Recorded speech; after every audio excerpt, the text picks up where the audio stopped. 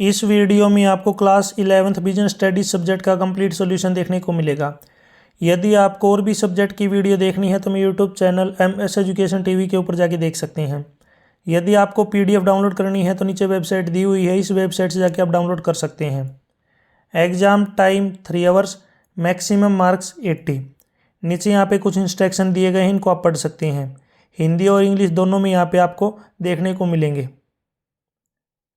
First question, oil refinery व चीनी मिल उद्योगों की किस श्रेणी के अंतर्गत आते हैं? ये आते हैं निर्माणी उद्योग। सी ऑप्शन राइट है। क्वेश्चन 2, वातावरण संरक्षण का अभिप्राय वातावरण को डैश से स्वतंत्र रखना है। जल प्रदूषण, वायु प्रदूषण, ध्वनि प्रदूषण। तो इसमें राइट आंसर उपरोक्त सभी। क्वेश्चन 3, DTH सेवाएं प्रदान की जाती है। तो DTH जो सेवाएं हैं वो सेलुलर कंपनियों द्वारा प्रदान की जाती है। क्वेश्चन 4, WTO का मुख्यालय कहाँ है? इनका जो मुख्यालय है वो है जेनेवा में। ऑप्शन बी राइट है। आप मुझे कमेंट सेक्शन में WTO की फुल फॉर्म बताएंगे और इसकी स्थापना कब हुई। कमेंट सेक्शन में इसका आंसर जरूर दें। WTO की फुल फॉर्म क्या है? क्वेश्चन 5, डैश के मध्य होने वाले व्यवसाय को अंतर्राष्ट्रीय व्यवसाय कहते हैं। तो अंतर्राष्ट्रीय व्यवसाय होता है दो देशों के बीच। क्वेश्चन 6, जन निक्षेप वह निक्षेप है जो सीधे डैश से प्राप्त किया जाता है। ये होता है जनता से प्राप्त। क्वेश्चन 7, माल की घर पर सुपुर्दगी की सुविधा प्राय डैश के द्वारा दी जाती है। ये होती है फुटकर व्यापारी के द्वारा। B option right. Question 8, e व्यवसाय के अंतर्गत डैश को सम्मिलित किया जाता है। ई कॉमर्स, उत्पादन विकास। तो इसमें आता है उपरोक्त सभी। नेक्स्ट है क्वेश्चन 9, भारत के डैश बैंक को शीर्ष बैंक के नाम से जाना जाता है। तो इसको बोलते हैं reserve bank of India, RBI bank. Question 10, उत्पादक, थोक विक्रेता, फुटकर व्यापारी, उपभोक्ता डैश का उदाहरण है। तो ये उदाहरण है अप्रत्यक्ष व्यापार का। क्वेश्चन 11, GST का पूर्ण रूप क्या है? GST की फुल फॉर्म बतानी है। तो इसकी फुल फॉर्म होती है goods and service tax. Option B right है। क्वेश्चन 12, भारत की केंद्रीय सरकार व हरियाणा सरकार के बीच ABC लिमिटेड का चुकता अंश पूंजी में कम से 26% व 25% हिस्सेदारी है। एक कंपनी में पूंजी के इस तरह के योगदान से स्पष्ट होता है कि सरकार का चुकता अंश पूंजी पर नियंत्रण और ABC कंपनी के नाम से स्थापित सार्वजनिक उपक्रम को पहचानिए। इसमें आएगा सरकारी company. Option A right. Question 13, विनियोग तत्व किस बीमा के नियत आता है? विनियोग जो है ये जीवन बीमा के अंडर आता है, याद रखना जीवन बीमा। क्वेश्चन 14, CIF की फुल फॉर्म क्या है? फुल फॉर्म है इसकी कॉस्ट इंश्योरेंस फ्राइट। ये इसकी फुल फॉर्म होती है कॉस्ट इंश्योरेंस फ्राइट। क्वेश्चन 15, आर्थिक क्रिया का एक उदाहरण लिखिए दुकानदार द्वारा क्रय या विक्रय करना। क्वेश्चन 16, फैशन वाली वस्तुओं का व्यवसाय करने में डैश जोखिम होता है। तो फैशन वाली जो चीज़ें हैं उनमें जो है अधिक जोखिम होता है। 17, एक सेवा उपक्रम सूक्ष्म इकाई माना जाएगा यदि उसमें यंत्रों में विनियोग डैश करोड़ रुपए तक हो और वार्षिक टर्नओवर रुपए 5 करोड़ तक हो। तो उसमें होगा 1 करोड़, विनियोग 1 करोड़। 18, उधरक्रम के लिए विक्रेता से प्राप्त है खरीदे गए माल के विवरण को डैश कहते हैं। तो उसको बोलते हैं बीजक। हिंदी में इसको बीजक और इंग्लिश में है इनवॉइस। यहाँ पे दिया हुआ है बीजक। क्वेश्चन 19, यह आपका अभिकथन कारण आधारित प्रश्न है। तो इसमें पहला है, अभिकथन है कि सामाजिक उत्तरदायित्व की पूर्ति करना फर्म के दीर्घकालिक हित में है। पहली स्टेटमेंट ट्रू। कारण है कि ऐसा माना जाता है कि व्यवसाय वर्ग स्वेच्छा से सामाजिक उत्तरदायित्व ग्रहण करके सरकारी विनियम की समस्या से बच सकता है। सेकंड जो स्टेटमेंट है ये भी क्या है ट्रू, लेकिन ये इसकी करेक्ट एक्सप्लेनेशन नहीं है। तो इसमें आएगा अभिकथन व कारण दोनों सत्य हैं, लेकिन कारण जो है इसकी व्याख्या सही नहीं करता। क्वेश्चन 20, अभिकथन है अंतर्राष्ट्रीय व्यवसाय में घरेलू व्यवसाय की तुलना में अधिक लाभ प्राप्त होता है। फर्स्ट स्टेटमेंट ट्रू, कारण जब घरेलू बाजार में मूल्य कम हो जाता है तो उन देशों में माल बेचकर लाभ कमाया जा सकता है जिसमें मूल्य अधिक है। सेकंड स्टेटमेंट क्या है, राइट है, और ये इसकी करेक्ट एक्सप्लेनेशन है। तो इसमें अभिकथन कारण दोनों सत्य हैं और कारण जो है सही व्याख्या करता है। 21, व्यवसाय की कर्मचारियों के प्रति कोई 3 उत्तरदायित्वों का वर्णन कीजिए। पहला है सही ढंग से कार्य दशाएं प्रदान करना। नेक्स्ट है श्रमिकों को उचित वेतन देना। नेक्स्ट है कार्य के सुअवसर प्रदान करना। नेक्स्ट है श्रमिकों के साथ उचित व्यवहार करना। 22, किन्हीं 3 इलेक्ट्रॉनिक बैंकिंग सेवाओं का संक्षेप में वर्णन कीजिए। स्वचालित टेलर मशीन यानी कि ATM, next credit card, next debit card. 23, थोक व्यापार से क्या अभिप्राय है, इसकी किन्हीं 3 विशेषताओं का वर्णन करें। थोक व्यापार से अभिप्राय ऐसे व्यापार से है जिसके अंतर्गत वस्तुओं या सेवाओं को बड़ी मात्रा में उत्पादकों से क्रय करके फुटकर विक्रेताओं को थोड़ा थोड़ा मात्रा में बेचा जाता है। इसकी विशेषता है थोक व्यापारी वस्तुओं की बड़ी मात्रा में खरीदता है, वह कुछ विशेष वस्तुओं में ही व्यापार करता है। 24, साझेदारी के वैधानिक लक्षणों का वर्णन कीजिए। पहला है साझेदारी को प्रारंभ करने के लिए कम से कम 2 व्यक्तियों की आवश्यकता होती है। सेकंड, साझेदारी का व्यवसाय वैधानिक होना चाहिए। नेक्स्ट है साझेदारी का महत्व लक्षण है व्यवसाय का उद्देश्य लाभ कमाना। इसी की ओर में एकाकी स्वामित्व के लक्षणों का वर्णन करें। पहला, एकाकी व्यापार में एक ही व्यक्ति का स्वामित्व होता है। नेक्स्ट, एकाकी व्यापार का स्वामी ही अक्सर प्रबंधक का कार्य करता है। नेक्स्ट है एकाकी व्यापारी का दायित्व असीमित होता है। 25, विभागीय उपक्रम से आप क्या समझते हैं, इसकी विशेषताओं का वर्णन करें।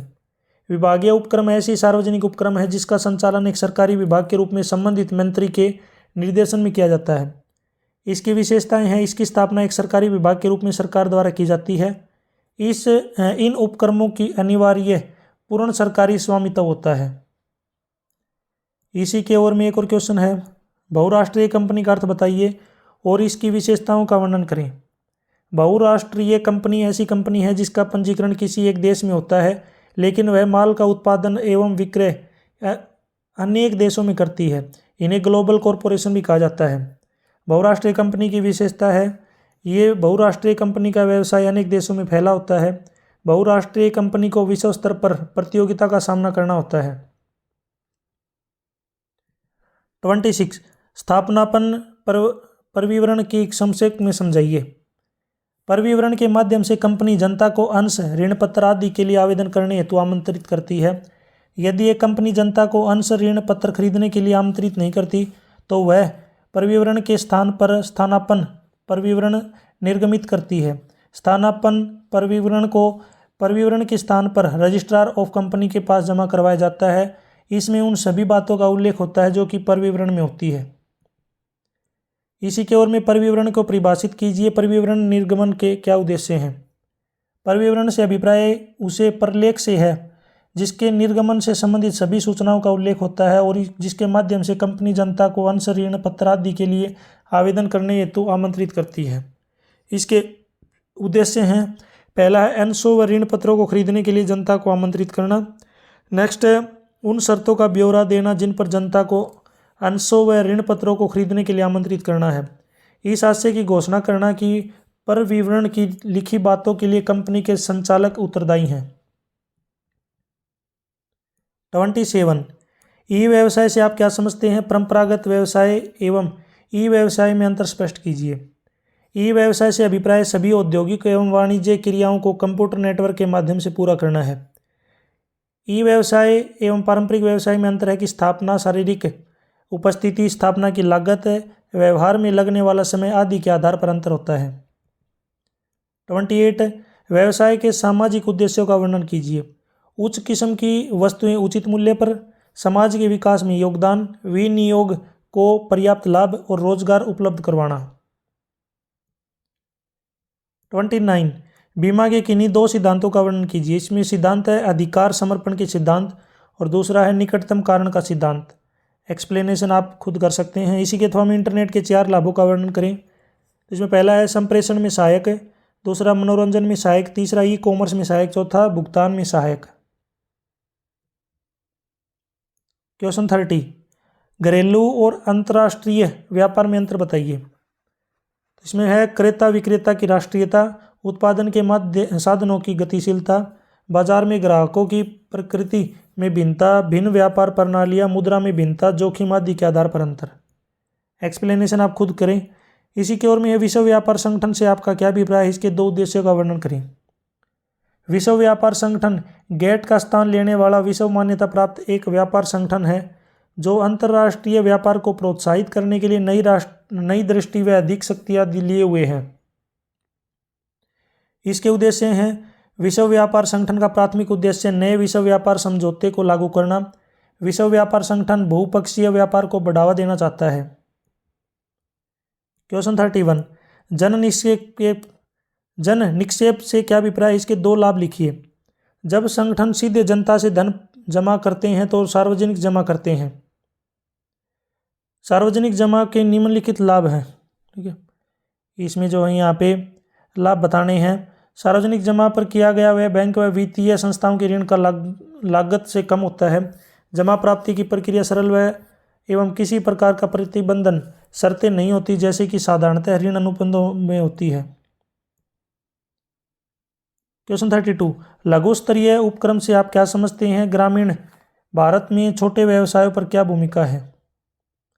लघु व्यवसाय का अभिप्राय ऐसे व्यवसाय है जिसका स्वामित्व संचालन स्वतंत्र रूप से होता है, जिसमें प्लांट एवं मशीनरी या उपकरणों में विनियोग की अधिकतम सीमा 1 करोड़ से अधिक और 10 करोड़ रुपए तक है, और वार्षिक टर्नओवर की अधिकतम सीमा 5 करोड़ से अधिक और 50 करोड़ तक है। ग्रामीण भारत में छोटे व्यवसाय में भूमिका, इसमें अधिक रोजगार, आर्थिक मजबूती, कारीगरों के लिए अवसर, जीवन स्तर में सुधार। इसी की ओर में उद्यमिता से आप क्या समझते हैं। उद्यमिता की विशेषताओं का वर्णन करें। उद्यमिता किसी अन्य आर्थिक गतिविधि को आगे बढ़ाने से अलग अपना व्यवसाय स्थापित करने की प्रक्रिया है, चाहे वह रोजगार हो या किसी पेशे का चालान हो।